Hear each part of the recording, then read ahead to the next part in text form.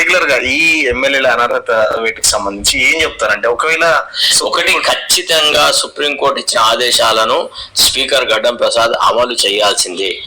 నాకు తెలిసి ఆయన మృదు స్వభావి.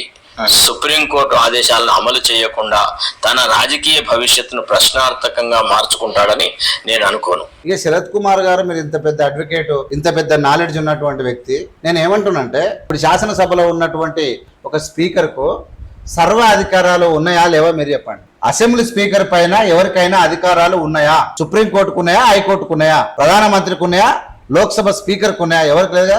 అసెంబ్లీ అనేది సర్వ స్వతంత్రంగా నిర్ణయాలు తీసుకునే సభ.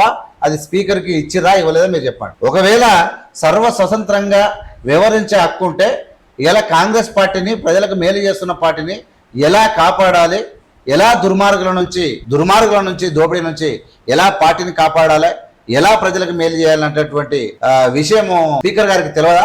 బరాబరి తెలుస్తుంది. స్పీకర్ కు బరాబరి తెలుస్తుంది. ఆనాడు బీఆర్ఎస్ టీడీపీని మొత్తం కలుపుకున్నది, 15 మంది ఎమ్మెల్యేలను, 12 మంది ఎమ్మెల్యేలను కాంగ్రెస్ ను కలుపుకొని పార్టీలు ప్రతిపక్షంలో లేకుండా చేసినటువంటి కేసీఆర్ కు ఒక నీతి, ఆ స్పీకర్లకు ఇగల్లా గడ్డం ప్రసాద్ గారికి ఒక నీతి అని మీరు చెప్పడం అనేది నాకు ఈ విధంగా అనిపిస్తుంది. నాకు తెలిసి, నాకు అకార్డింగ్ టు మై నాలెడ్జ్, మనకు ఉన్నటువంటి ఇన్ఫర్మేషన్ ప్రకారంగా సూచన చేయగలదు సుప్రీంకోర్టు మాత్రం ఆర్డర్ ఇవ్వలేదు. ఆయన రాజకీయ భవిష్యత్తు ప్రశ్నార్థంలో వాడతా అని చెప్పడంలో చాలా అంతర్యము విడ్డూరంగా ఉందనేది నేను భావిస్తా ఉన్నా.